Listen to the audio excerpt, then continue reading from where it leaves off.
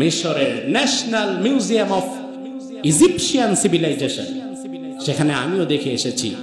আমি চিন্তা করলাম আচ্ছা কয় হাত হয়, আমি একদম দাঁড়ায় দাঁড়ায় দাঁড়ায় দাঁড়ায় হাতে হাতে মাপলাম, দেখি কতটুকু লম্বা। আমরা তো মনে করি বিরাট হাতির মতো একটা মানুষ মনে হয় ফেরাউন, না মূলত ফেরাউনের হাইট আমাদের কাছাকাছি। মেপে দেখলাম 6 থেকে 6.5 হাত। 3116 বছর ফেরাউনের লাশ ছিল সমুদ্রের নিচে। কত বছর? দুনিয়ার মানুষ তার হদিসও পায় নাই। ইভেন রাসূলের সময়ও ফেরাউনের লাশ উত্তোলন হয় নাই, 1881 সালে খুঁজে পাওয়া গেছে। অথচ কোরআন কিন্তু এর আগেই বলছে যে মিস্টার ফেরাউনের লাশ রেখে দেওয়া আছে, কিন্তু মানুষ তখনও তার হদিস পায় নাই। 1881 সালে যখন সেই লাশ উত্তোলন করা হলো, এই লাশকে আবার ফ্রান্সে নিয়ে যাওয়া হলো প্রত্নতাত্ত্বিক গবেষণার জন্য।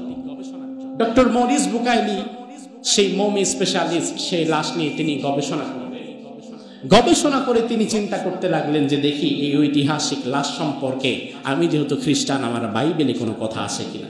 তিনি বাইবেল খুলে দেখলেন মোসা চলে গেছে, ফেরাউন ডুবে গেছে, এর চেয়ে বেশি কিচ্ছু নাই। তিনি চিন্তা করলেন তাওরাতে আছে কিনা দেখি, তাওরাতে একই রকম স্টেটমেন্ট, মোসা চলে গেছে, ফেরাউন ডুবে গেছে, এর বাহিরে কিচ্ছু লেখা নাই। একজন মুসলিম বিজ্ঞানী এসে বললেন আপনি কোরআন খুলে দেখতে পারেন, কোরআনে হয়তো এই সম্পর্কে তথ্য থাকতে পারে। কোরআন খুলে তিনি অবাক হয়ে গেলেন, যেখানে আল্লাহ বলছেন যে হ্যাঁ এমন একজন ফেরাউন, তার সলিল সমাধি হয়েছিল বাহরে আহমারে, তবে বিবাদানিকালি তাকুনা লিমান খালফাকা আয়া, তার দেহটাকে কিয়ামত পর্যন্ত দুনিয়াবাসীর নিদর্শন স্বরূপ আমি আল্লাহ স্ট্রাকচারটা রেখে দেব। এই তথ্য পাওয়ার পরে তিনি অবাক হয়ে গেলেন এবং এই আয়াতের উপরে গবেষণা করে খ্রিস্টান থেকে মুসলিম হয়ে গেলেন ডক্টর মরিস বুকাইলি। সুবহানাল্লাহ। এখন ফেরাউন এবার আল্লাহরে বলে, আল্লাহ আমি আর কোনোদিন খারাপ কাজ করব না, আর কোনোদিন কোনো অন্যায় করব না। মুসা নবী যে আল্লাহর প্রতি দাওয়াত দিয়েছে, আমি ফেরাউন আজকে সেই আল্লাহর প্রতি ঈমান এনে আমি একজন মুসলমান হয়ে গেলাম, আনা মিনাল মুসলিমিন। আল্লাহ রাব্বুল আলামিন বলে এভাবে করে ফেরাউন বারবার আল্লাহর কাছে ক্ষমা চাচ্ছে, তওবা করছে, মাফ চাচ্ছে। জিবরিল আমিন এই দৃশ্য দেখে সাথে সাথে ফেরাউনের মুখে লোহিত সাগরের এক থবলা মাটি ফেরাউনের মুখের মধ্যে ঢুকায় দিছে, ফেরাউনের মুখে ঢুকায় দিছে। রাসূল একদিন জিবরিল আমিনকে জিজ্ঞেস করলেন, জিবরাইল একটা কথা বলো তো, সেই দিন তো ফেরাউন আল্লাহর কাছে মাফ চাচ্ছিল, তওবা করছিল, তুমি ফেরাউনের মুখে মাটি দিলা কেন? জিবরাইল কয়, নবী এই প্রশ্ন কিন্তু আজকের আগে আমার কেউ করে নাই, আর ওই দিন এই মাটিটা আল্লাহ হুকুমে আমি দেই নাই, আমি নিজ থেকেই দিছিলাম। কেন দিয়েছ? জিবরিল বলে, ও আল্লাহর নবী আমি তো দেখছি তার দুষ্টামি, তার চক্রান্ত, তার ষড়যন্ত্র, তার অবাধ্যতা, তার স্বৈরাচারিতা আমি তো দেখেছি। এজন্য সে যখন বারবার আল্লাহর কাছে মাফ চাচ্ছে, আমি তো আল্লাহর ক্ষমা দয়া সম্পর্কে আমি তো জানি। আমার ভয় হচ্ছিল না জানি আল্লাহ আবার ক্ষমা করে ওর মতো জঘন্য পাপীরে মাফ করে দেয় কিনা, এই জন্য আবার ক্ষমা চাওয়ার আগে ওর মুখটা বন্ধ করে দিছি। এখান থেকে একটা বিষয় দেখেন, আল্লাহর দয়া ক্ষমা কম না বেশি? 2 নাম্বার কারণ, নবী আল্লাহ তাআলা যদি ওই দিন কোনোভাবে ফেরাউনকে মাফ করত, তাহলে যুগে যুগে যারাই জুলুম করত, স্বৈরাচারিতা করত, এদেরকেও মাফ করা লাগতো। এরে যেহেতু মাফ করার সুযোগ হয় নাই, ভবিষ্যতের কোন ফেরাউনকেও আল্লাহ মাফ করবে না। ফেরাউনের মুখে মাটি ঢুকিয়ে দিয়েছে। আল্লাহ বলে, আল আনা ওয়া কাদ আসাইতা ক্বাবলু ওয়া কুনতা মিনাল মুফসিদিন। এখন তো আর সময় নাই, পূর্বে সময় ছিল, পূর্বে তো সন্ত্রাসী কার্যক্রম করেছো, এখন আর সময় নাই। তবে ফালইয়াউমা নুনাজ্জিকা বিবাদানিকা লিতাকুনা লিমান খালফাকা আয়া, তোর লাশটাকে আমি রেখে দেব, তুই তো মরে যাবি, তোর বাদান এটাকে আমি সংরক্ষণ করব, দেহটা বডি স্ট্রাকচারটা ঠিক থাকবে, যেন পৃথিবীতে আগত হাজার লক্ষ কোটি কোটি মানুষ তোকে দেখে শিক্ষা নিতে পারে যে স্বৈরাচারের পরিণাম কি হতে পারে।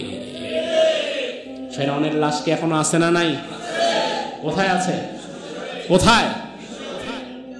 3116 বছর ফেরাউনের লাশ ছিল সমুদ্রের নিচে। কত বছর? দুনিয়ার মানুষ তার হদিসও পায় নাই। ইভেন রাসূলের সময়ও ফেরাউনের লাশ উত্তোলন হয় নাই, 1881 সালে খুঁজে পাওয়া গেছে। অথচ কোরআন কিন্তু এর আগেই বলছে যে মিস্টার ফেরাউনের লাশ রেখে দেওয়া আছে, কিন্তু মানুষ তখনও তার হদিস পায় নাই। 1881 সালে যখন সেই লাশ উত্তোলন করা হলো, এই লাশকে আবার ফ্রান্সে নিয়ে যাওয়া হলো প্রত্নতাত্ত্বিক গবেষণার জন্য। ডক্টর মরিস বুকাইলি, সেই মমি স্পেশালিস্ট, সেই লাশ নিয়ে তিনি গবেষণা করে তিনি চিন্তা করতে লাগলেন যে দেখি এই ঐতিহাসিক লাশ সম্পর্কে আমি যেহেতু খ্রিস্টান, আমার বাইবেলে কোনো কথা আছে কিনা। তিনি বাইবেল খুলে দেখলেন মোসা চলে গেছে, ফেরাউন ডুবে গেছে, এর চেয়ে বেশি কিচ্ছু নাই। তিনি চিন্তা করলেন তাওরাতে আছে কিনা দেখি। তাওরাতে একই রকম স্টেটমেন্ট, মোসা চলে গেছে, ফেরাউন ডুবে গেছে, এর বাহিরে কিচ্ছু লেখা নাই। একজন মুসলিম বিজ্ঞানী এসে বললেন আপনি কোরআন খুলে দেখতে পারেন, কোরআনে হয়তো এই সম্পর্কে তথ্য থাকতে পারে।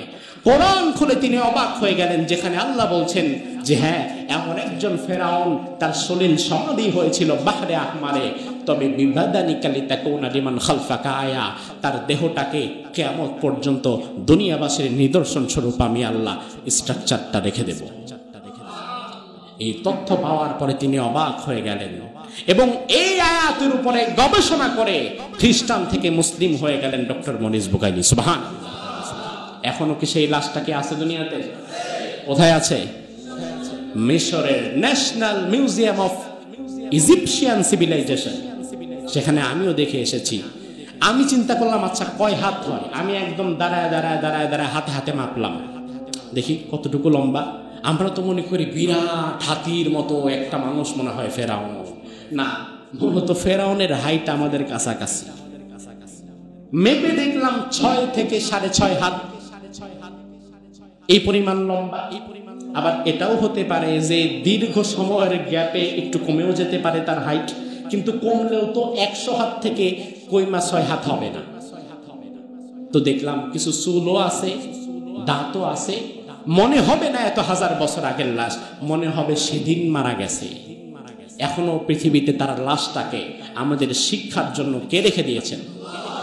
এখান থেকে শিক্ষা নিতে হবে যেন ভবিষ্যতে ক্ষমতায় যাওয়ার পরেও কারো মাথায় জুলুম এবং স্বৈরাচারিতার চিন্তাও না আসে।